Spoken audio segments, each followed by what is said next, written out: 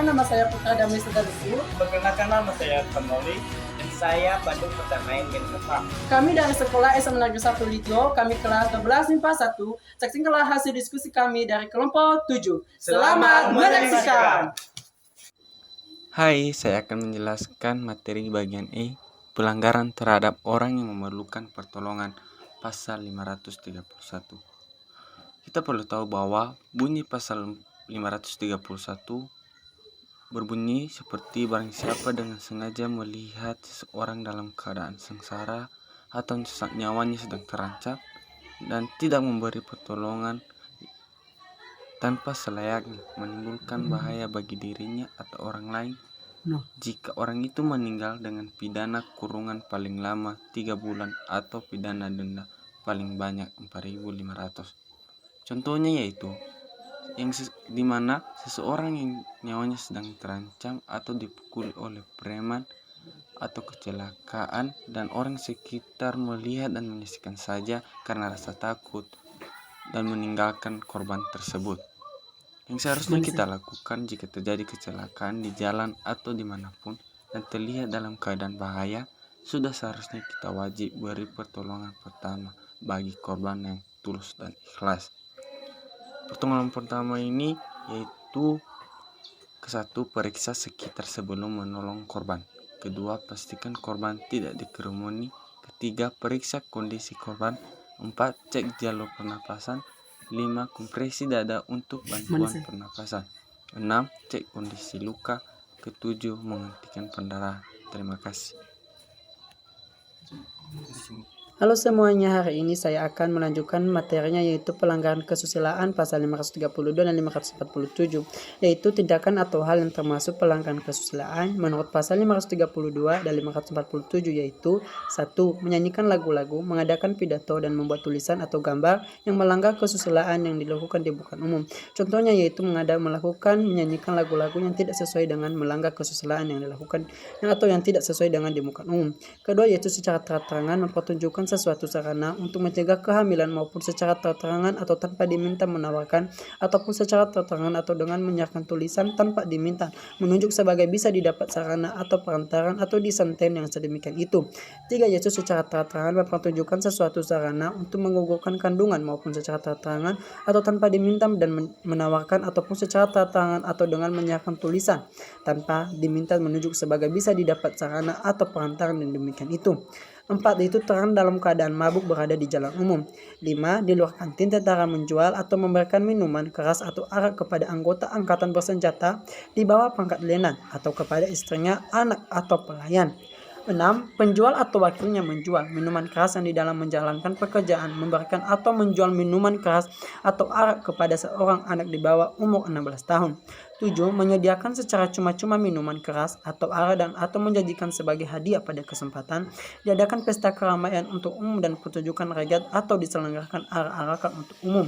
8. Menggunakan hewan atau untuk pekerjaan yang terang melebihi kekuatannya dan menggunakan hewan untuk pekerjaan dengan cara yang menyakitkan atau yang merupakan sisaan bagi hewan tersebut. 9. Melakukan perjudian. 10. Tanpa izin kepala polisi atau pejabat yang ditunjuk untuk mengadakan sabungan ayam atau jangkrik di jalan umum atau di pinggirnya maupun di tempat yang dapat dimasuki oleh khalayak umum. 11. Menjadikan sebagai pencahariannya untuk menyatakan peruntungan seseorang untuk mengadakan peramalan atau penafsiran impian. 12. Menjual, menawarkan, menyerahkan, membagikan atau mempunyai persediaan untuk dijual atau dibagikan jimat-jimat atau benda-benda yang dikatakan olehnya mempunyai kekuatan gaib serta mengajar ilmu-ilmu atau kesaktian yang bertujuan menimbulkan kepercayaan bahwa melakukan perbuatan pidana tanpa kemudian bahaya bagi diri sendiri. 13. Seorang saksi ketika diminta untuk memberikan keterangan di bawah sumpah menurut ketentuan undang-undang dalam sidang pengadilan memakai jimat-jimat atau benda-benda sakti. Hai, saya akan menjelaskan tentang bagian G, pelanggaran mengenai tanaman dan perkara pasal 548 sampai 551. Tindakan atau hal yang termasuk pelanggaran mengenai tanaman dan perkara adalah sebagai berikut. 1. Tanpa wewenang membiarkan unggas ternanya berjalan di ladang, ditanam yang sudah ditamburi, ditunggali atau ditanami. 2. Tanpa wewenang membiarkan ternaknya berjalan di kembu, di padang rumpun, atau di ladang rumpun atau di padang rumpun kering, baik di tanah yang telah ditamburi, ditunggali, atau ditanami, ataupun yang sudah sedia untuk ditamburi, ditunggali, atau ditanami, atau yang hasilnya belum diambil ataupun ditanamnya kepunyaan orang lain oleh yang berhak dilarang dimasuki dan sudah diberi tanda larangan yang nyatanya bagi pelanggar. 3. Tanpa wewenang berjalan atau berkendara di tanah yang sudah ditamburi, ditunggali, atau ditanami. 4. Tanpa wewenang berjalan atau berkendara di atas tanah yang oleh pemiliknya dengan cara jelas dilarang memasukinya. 5. Barang siapa tanpa wewenang berjalan atau berkendara di atas tanah yang sudah oleh pemiliknya dengan cara jelas dilarang memasukinya, dirancang denda pidana dengan paling banyak Rp225. Dan sekian dan terima kasih. Dah.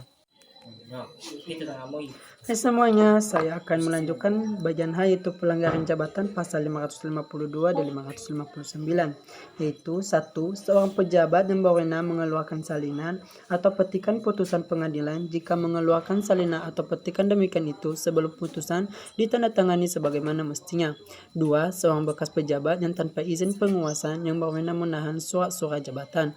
3. Kepala lembaga pemasyarakatan, orang tahanan sementara atau orang yang disandera, atau kepala rumah pendidikan negara atau rumah sakit jiwa menerima atau menahan orang dalam tempat itu dengan tidak meminta diperlihatkan kepadanya lebih dahulu surat perintah penguasa yang berwenang atau putusan pengadilan atau yang alpam menuliskan menurut aturan dalam daftar hal penerimaan itu dan perintah atau keputusan yang menjadi alasan orang itu diterima. 4. Seorang pejabat catatan sipil sebelum melangsungkan perkawinan tidak diminta diberikan padanya bukti-bukti karena atau keterangannya diharuskan menurut aturan-aturan umum. 5.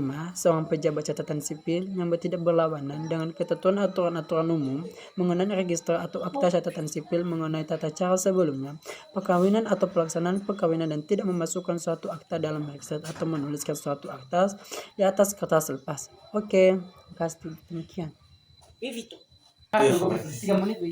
Hai, saya akan menjelaskan tentang bagian I, pelanggaran pelayaran pasal 560 sampai 569. Beberapa pelanggaran hukum terkait pelayaran sesuai dengan pasal 560 sampai 569 adalah sebagai berikut. Seorang nahkoda kapal Indonesia berangkat sebelum dibikin dan ditandatangani daftar anak buah yang diharuskan oleh ketentuan undang-undang. Nah, seorang nahkoda adalah pemimpin di atas kapal yang bertanggung jawab penuh atas keselamatan kapal, penumpang, dan barang muatan selama proses pelayaran dari pelabuhan pemuatan sampai di pelabuhan tujuan. Seorang nahkoda Indonesia ini tidak mencukupi kewajibannya menurut undang-undang mengenai pencatatan dan pemberitahuan kelahiran dan kematian selama perjalanannya. Seorang nahkoda ini menggunakan suatu tanda pengenal walaupun dengan sedikit perubahan menurut ketentuan undang-undang. Seorang nahkoda kapal Indonesia tidak memenuhi kewajiban yang dibebankan padanya menurut pasal 356 Kitab Undang-Undang Hukum Dagang. Sekian dan terima kasih. Dah.